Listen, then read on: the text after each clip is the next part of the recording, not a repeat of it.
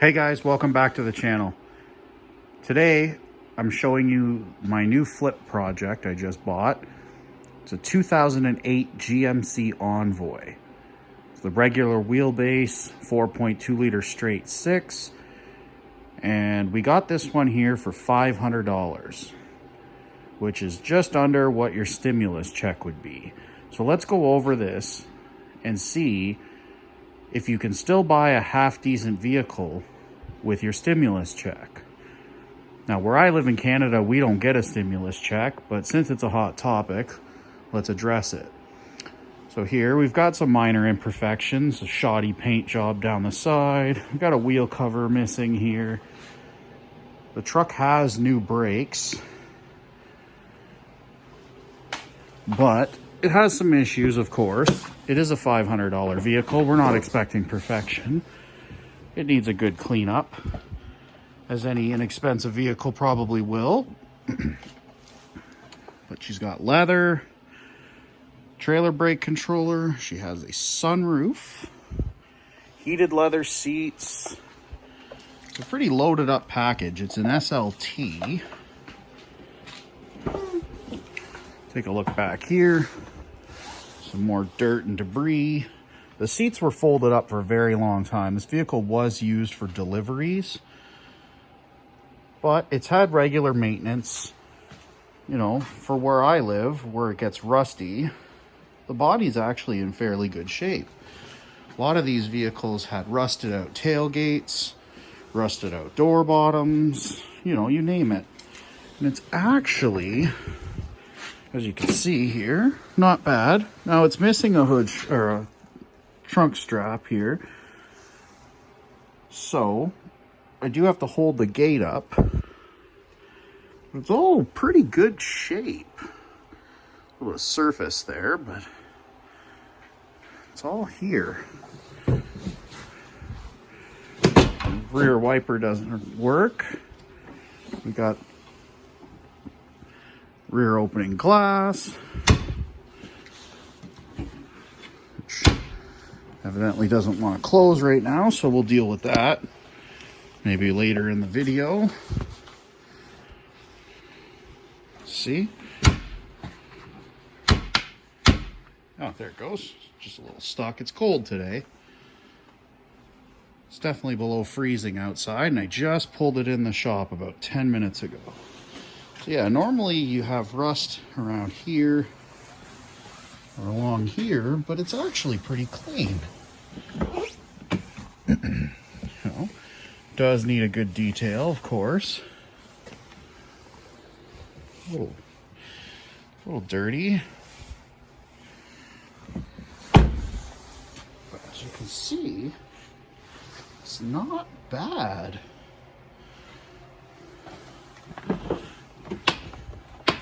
It's got about 250,000 kilometers, which is around, just guessing here, somewhere around 180,000 miles, give or take. If I'm wrong, I'm wrong. I apologize. You know, the metric system and all that. Let's take a look under the hood here, see what we got. Door check straps are noisy, like most of these bankruptcy era GMs are. But I mean, look, it's not bad. You got a little spot down here on the bottom of the door. And you got one on the edge of the hood here. Pretty typical. Not too far gone yet. Oh, you got some corrosion in the usual hood locations. Sorry, it's a little, lighting is terrible in here. I've had some lighting issues, but I mean, it even has the factory battery cover still. 4.2 liter straight six, decent engine. I mean, they don't usually have many issues. They're just nothing to write a book about. They're not special. They're not a real powerhouse. Just kind of a lazy, does the job, middle of the road, mediocre engine. I mean, she's not all that bad. So, I'm just getting a little close to the light. My apologies. Yeah, here's your corrosion under the hood. It's typical. You know, it has the usual You know, everything's kind of getting a little weathered. Headlights need a good cleanup. It does have headlight squirters, which I thought was kind of neat. I didn't realize these had these. It's not bad. You can tell if you look, the paint's a little bit ugly. The guy did tell me that he did some DIY bodywork to repair a dent in this area here. See if we can point it out. You can kind of tell if you look, the body line's just a little wonky, but really at the end of the day, it's not bad. Still has rocker panels intact. I mean, aftermarket step boards are still solid. A little bit of rust down here on the bottom of the door. Typical, once again, of this era GM bankruptcy. Wasn't the pinnacle of quality, engineering, and reliability, but, you know, could have been worse. I mean, they still make a decent product. It's just, could have been a little bit better. Take a second look inside. Buttons are mostly intact on the climate control and radio. I mean, they weren't necessarily great back in this era. So for next up, gonna give it a good vacuum, a good cleanup, see if we can bring some life back into these leather seats that I'm sure have never been cleaned, but they're not torn, which is great. Headliner's a little dirty. This was a smoker's vehicle, but you can't really tell. I mean, at least it seems like he must have had the window down, judging by the amount of ash that's blown into the back. We'll give it a good clean, get all the garbage out. As you see, there is a power steering leak, probably on the return cooler. So we'll take a look at that later. I'll get it up on the lift, take a little look. Now I know that this is kind of an Achilles heel with these vehicles. This axle has broken at the axle disconnect, which was a problem with these. It's a little bit pricey of a repair. It's kind of a nightmare job. With these vehicles, if you're not familiar with them, they do have a, so you can see in there, it's just broken. It's not great. These disconnects, they bolt to the oil pan. See if we can get it to focus a little better. And they bolt to the side of the oil pan because the front diff is actually part of the oil pan in these vehicles. I'm guessing because the engine is so tall, they needed somewhere to put the diff, so they integrated it into the oil pan. And like all bad decisions, of course, the oil pans are known to leak from the gasket, and it turns into a bit of a nightmare job to repair. But all said and done, these vehicles were also known for poor frames. They like to rot out right around the catalytic converter, which is under the passenger side here. But I mean, there's some surface scale on here to be expected from a 12-year-old vehicle in a salt and snow area.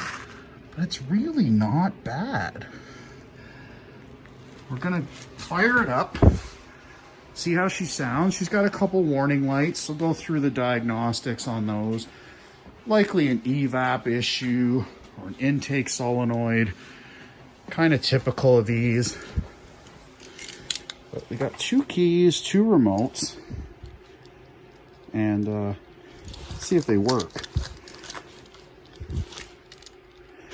Yep. They do, which is great. There's our door strap again. Now, I was playing with it a little bit yesterday. I got dropped off yesterday, and the audio controls on the steering wheel do work, and they are in good shape, which is also kind of uncommon for these vehicles.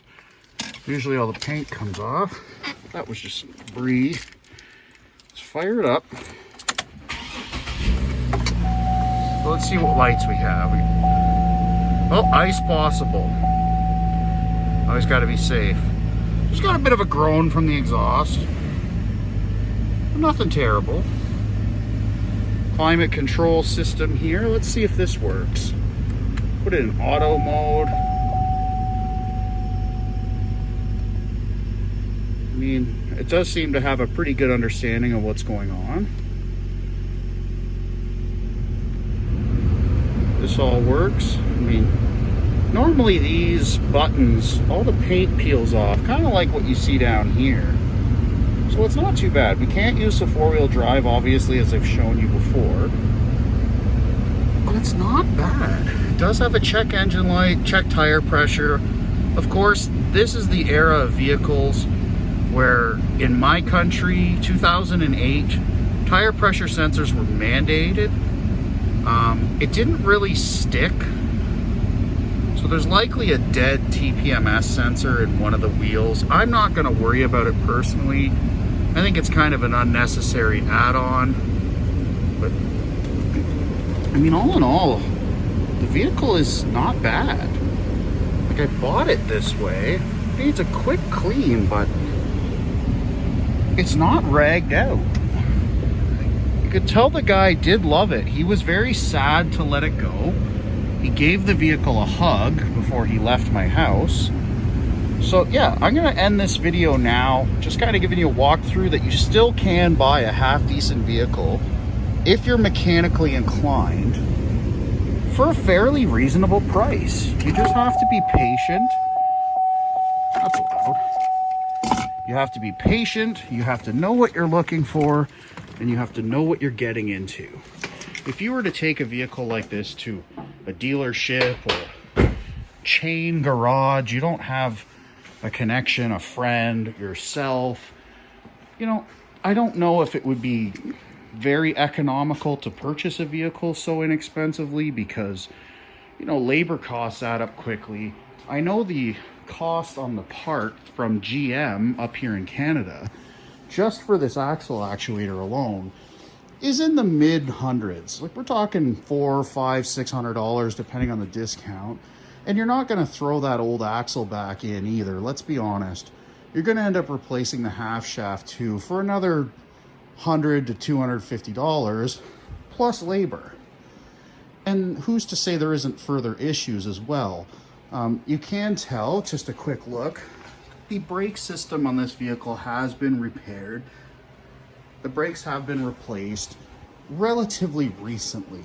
I would say within the last, you know, those aren't bad. They've been sitting outside. It's a little damp out there today, but you can tell they've been done in the last, you know, 6 months, we'll call it. So there's some value there. The tires look great on the outside. However, that's not good. So right away, we don't have to worry about brakes, but we have an axle issue. We need tires. You know, I'm sure there's something else. There's a power steering leak. There is a check engine light, which is likely an evap system issue. Vent solenoid, vent valve.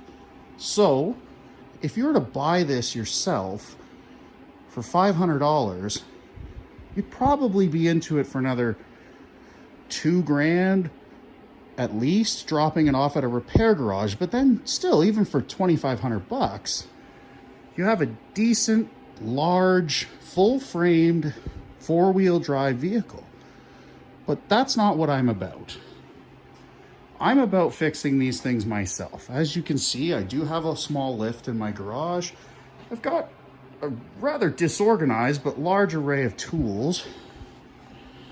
And I think buying something like this and saving yourself some money, get secondhand parts, get a good set of used tires and wheels off your local buy and sell, Craigslist, Kijiji, depending on what you have in your area. You could probably pick up a set of tires and wheels already mounted with all the center caps for probably around $200 to $300. So now you're at $800, get a secondhand axle, an actuator assembly from a U-pick yard, probably another $60 to $100, and just your time. I mean, there is a small exhaust leak somewhere in this vehicle. Depending on how picky the area you are, it's not bad, it's not blowing crazy. If you have inspections, you're probably going to need to get that fixed. But if you live in a no inspection area, you know, it's a preference thing. Right here, you got good windshield, no cracks, no chips.